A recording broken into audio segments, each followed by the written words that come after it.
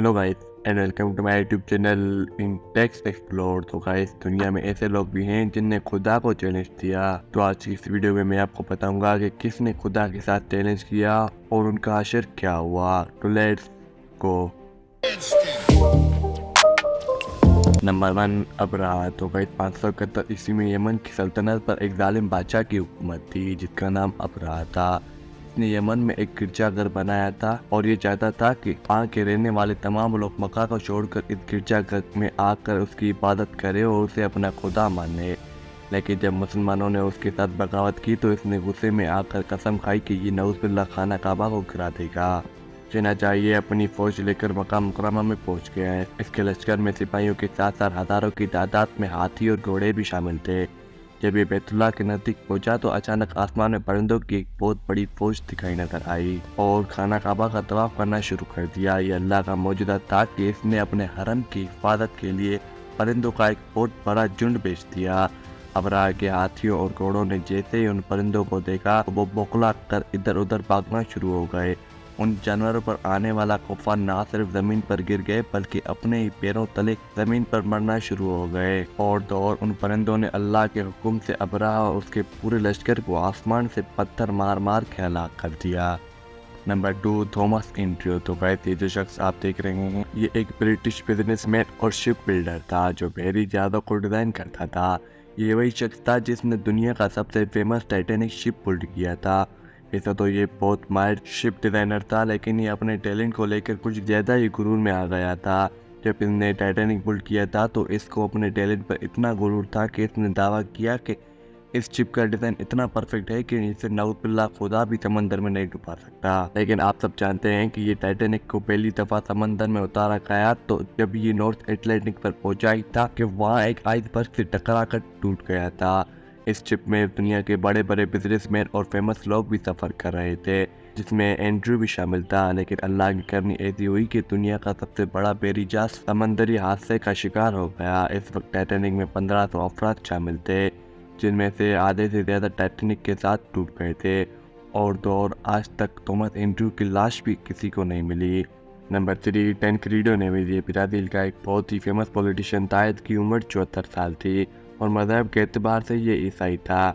1985 में इसने ब्राज़ील के अंदर नए प्रेसिडेंट होने वाले इलेक्शन में हिस्सा लिया क्योंकि ये फेमस पॉलिटिशियन था और इसने बहुत सी सियासी खिदमत भी सर अंजाम दी तो इसे पूरा यकीन था कि इलेक्शन जीत जाएंगे। लेकिन इसने गुरूर में आके कहा कि इस केसे में अगर 5 लाख वोट आ गए तो नऊज़ुबिल्लाह खुदा भी इसे प्रेसिडेंट होने से नहीं रोक सकता। इसने इतने बड़े अल्फाज कह दो दिए थे लेकिन इसे अपने अंजाम का अंदाज़ा भी नहीं था। 15 जनवरी 1985 को जिस दिन इलेक्शन होने थे उससे सिर्फ एक दिन पहले टेनक्रीडो शदीद बीमार हो गया। ये इतना सीरियस हो गया था कि इसे हॉस्पिटल में एडमिट किया गया। अगले दिन इलेक्शन हुए और ये जीत गया और ये 21 अप्रैल 1985 को हॉस्पिटल में ही मर गया। Number 4 Yuri Gagarin. तो गाइस कुछ लोग अल्लाह पर यकीन नहीं रखते और उनका मानना होता है कि दुनिया में कोई खुदा नहीं होता। यूरी भी ऐसी सोच रखने वाला एक शख्स था। ये 1934 में रशिया में पैदा हुआ। 1958 में जब सोवियत यूनियन और यूएस के दरमियान कोल्ड वार चल रही थी तो इस वक्त ये सोवियत एस्ट्रोनॉट बना और इसने स्पेस में जाने की तैयारी शुरू कर दी।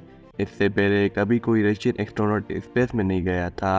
यूरी खिला में जाने वाला पहला रशियन एस्ट्रोनॉट था।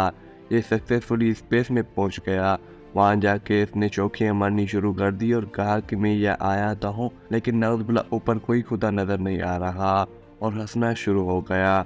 जब ये लौट आया तो सोवियत लीडर ने पूछा कि जब वो स्पेस में गया तो उसे क्या नजर आया तो यूरी ने मजाक उड़ाते हुए कहा कि मुझे ऊपर जाकर खुदा नजर आया और ऊंची आवाज में हंसना शुरू हो गया। उसके बाद अल्लाह की करनी ऐसी हुई कि इंटरव्यू के बाद यह अपने जेट पर एक पायलट को ट्रेनिंग दे रहा था। ट्रेनिंग के दौरान अचानक इसका प्लेन क्रैश हो गया और ये जलकर राख हो गया। नंबर 5 एक्स टेंटेशन। ये जो शख्स आप देख रहे हैं ये अमेरिकन रैपर था। ये सिंगर इतना पॉपुलर था कि इसके यूट्यूब चैनल पर तकरीबन 40 मिलियन सब्सक्राइबर थे। लेकिन 2017 में एक इंटरव्यू के दौरान इस बंदे ने बहुत बड़ी बात कर दी थी।